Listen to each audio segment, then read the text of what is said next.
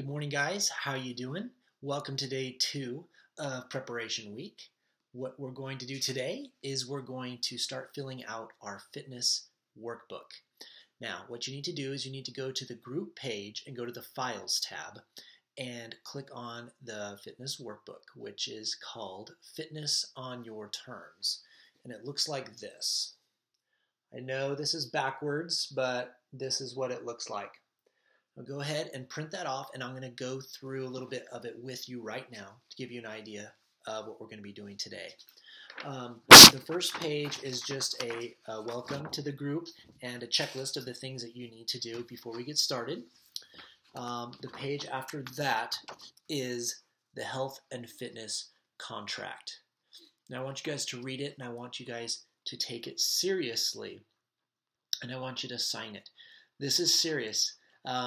When we enter into this group together and we do this together, we are making some promises to ourselves and we're making some promises to each other.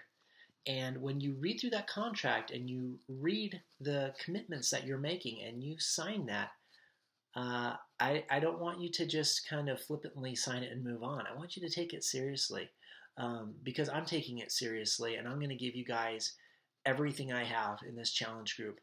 And I expect you to give me everything you have as well. So take that contract seriously when you sign it. Now, the next page are your 10 reasons why you have chosen to do this fitness challenge group. So what you need to do is you need to list the 10 reasons why you've decided to do that. And this is always a really interesting experience. I think you're going to learn a lot about yourself as you struggle. Well, you may not struggle. As you write down the reasons why you're doing this, I think some reasons will come to you very quickly. And then as you write down some other reasons, I think you might surprise yourself with some of the reasons why you're doing this. Be honest with the reasons why you're doing this. And come up with as many reasons as you can. You may not have 10 reasons. You may only have a couple, but those are strong enough.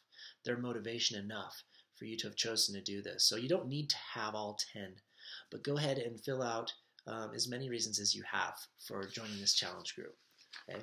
The next page after that are the goal page, the page where we're going to be filling out our goals.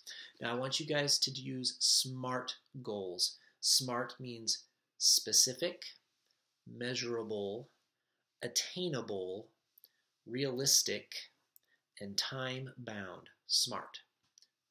And also on this page, I want you guys to go ahead and fill out your goal, your 2-week goal. In other words, the goal that you want to have achieved by the end of your first 2 weeks. Okay. Now there's others. There's the end of 4-week goal, and there's end of 6-week and the end of 8-week goals. But just I'm going to have you guys fill those out on your own. For today, you just need to fill out your end of 2-week goal. Now on the next page are your rewards and your celebrations. It's very important that we recognize when we achieve a goal. And it's important that we reward ourselves for it. We work hard for it. It's not easy. We set goals that are tough, and when we achieve them, we should celebrate it and reward ourselves for that. I think that's a very important part of the process.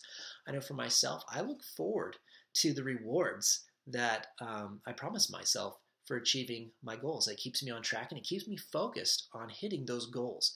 Now, when coming up with your rewards, let me just kind of counsel you to stay away from rewards that are like, like food or fast food or your favorite dessert or something like that, because that's kind of counterproductive. Everybody's different, but think of things that are motivating. Think of things that will get you excited about getting once you achieve those goals. I don't know.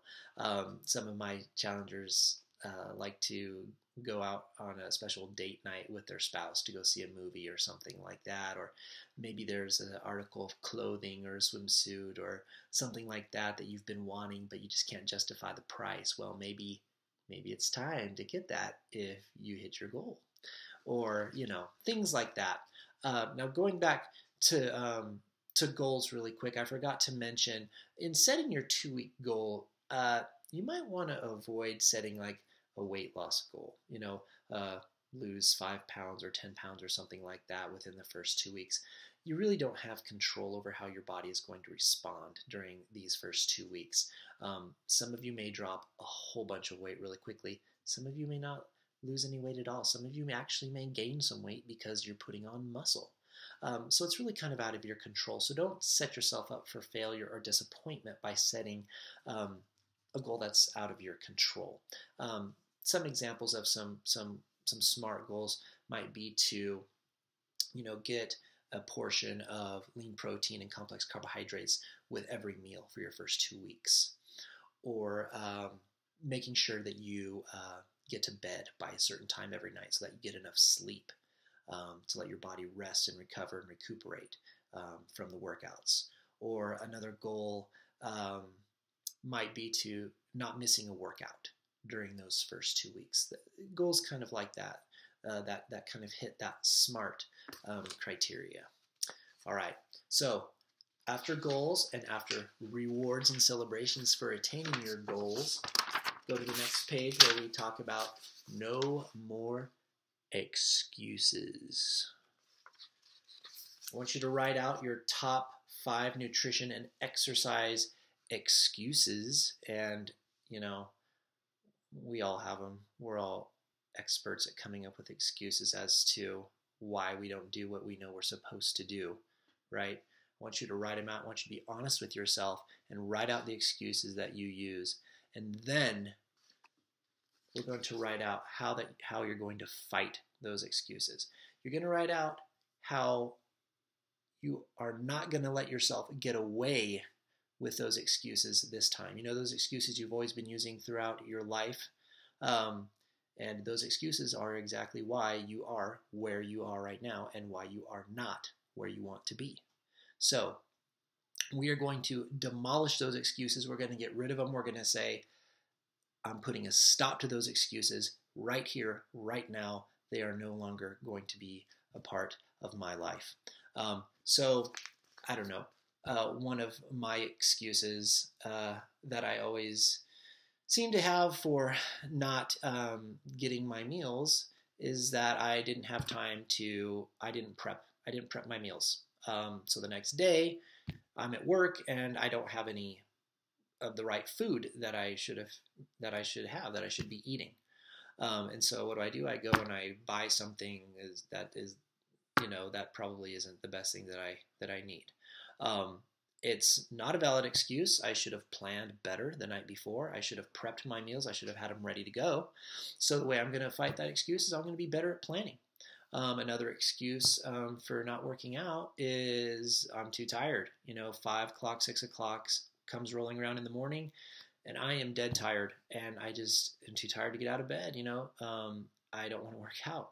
Well, something that I can do to fight that excuse is I could get to bed earlier, which is a big thing for me. I'm kind of a night owl. I tend to stay up late. That's just kind of how my biological clock works. And early mornings are always a struggle for me.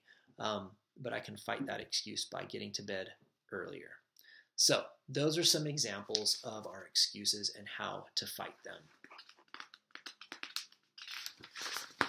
All right, next page. That's it, page 7. After that, we're going to be talking about taking body measurements and before photos, which we are going to deal with on Saturday. So go through page 7 of your fitness challenge workbook. And then tomorrow, Friday, we're going to be talking a little bit more about nutrition and clean eating. All right, guys, have a great day. We'll see you tomorrow.